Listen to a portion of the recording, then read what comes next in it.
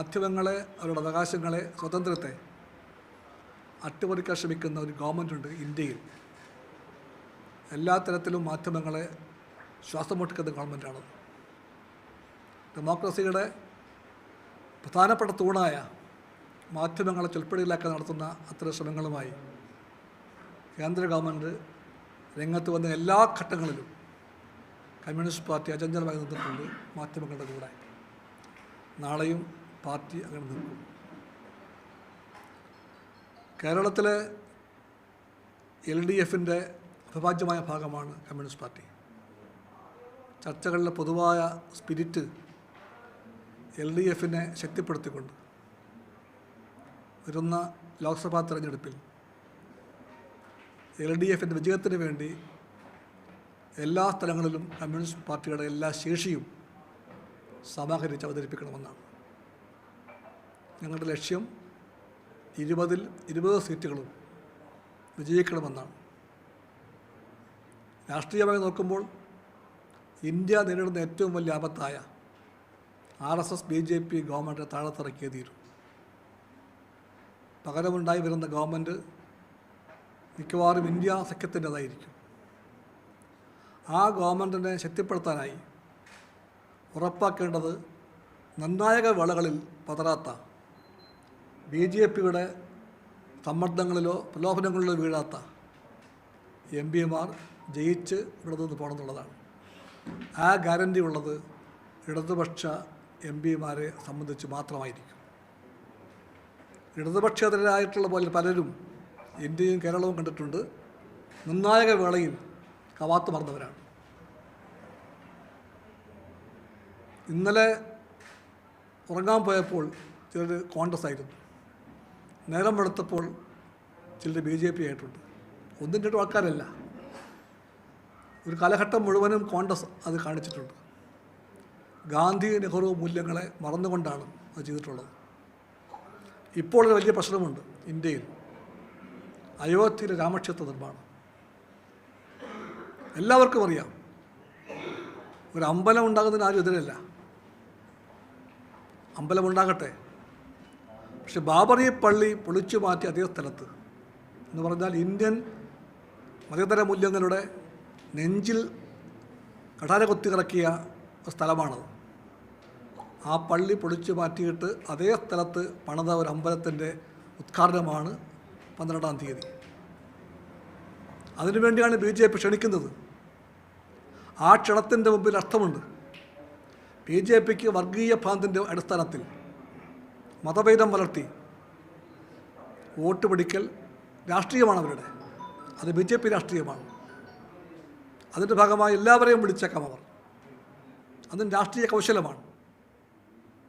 അത്തരം ക്ഷണങ്ങളെ communist party തള്ളിക്കളയുകയാണ്. Babri പള്ളിയുടെ സ്ഥാനത്ത് അമ്പലം പണിത് ആ ഉദ്ഘാടന വേളയിലേക്ക് ക്ഷണിച്ചാൽ ഞങ്ങൾ പറയും ഞങ്ങളില്ല എന്ന് പറയും. തള്ളിക്കളയും ആ ക്ഷണം.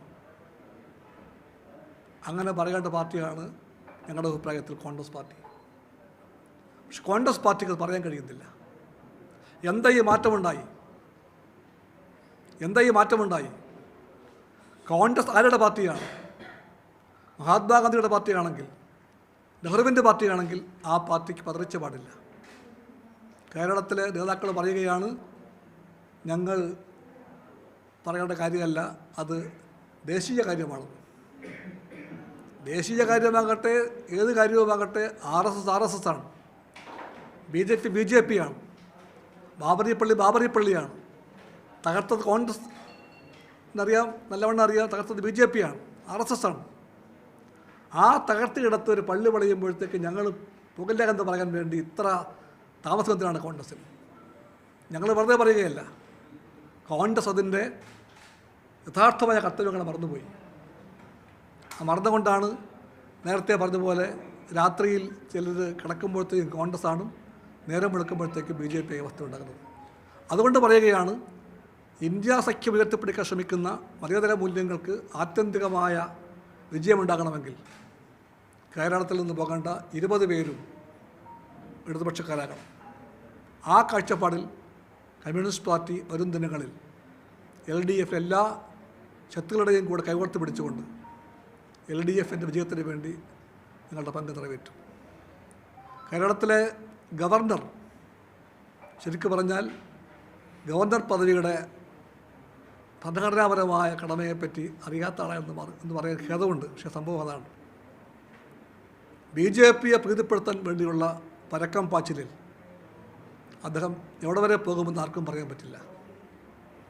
ഈ ഗവർണർ ആ പദവിക്ക് ഉണ്ട് എന്ന് കരുതപ്പെടുന്ന എല്ലാത്തിൻ്റെയും മുമ്പിൽ ചോദ്യചിഹ്നം ഉയർത്തുന്നുണ്ട്. കമ്മ്യൂണിസ്റ്റ് പാർട്ടിക്കുള്ള നിലപാട് ഗവർണർ പദവിയെ അനാവശ്യമാണെന്നാണ്.